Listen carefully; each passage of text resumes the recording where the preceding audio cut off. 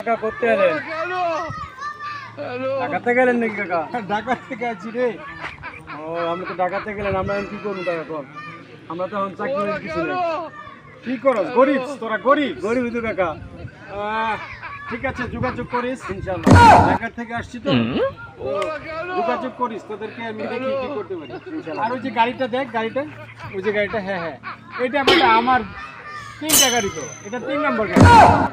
এরকম আরো 2টা গাড়ি মনে করো, ব্র্যান্ড নিউ, প্রিমিয়াম, এলিয়ন, অনেক গাড়ি আছে। তো ঠিক আছে, ইনশাল্লাহ কাকু ভালো থাকবেন। ঠিক আছে, তোরা দেখি তো দেখি। বাইগান।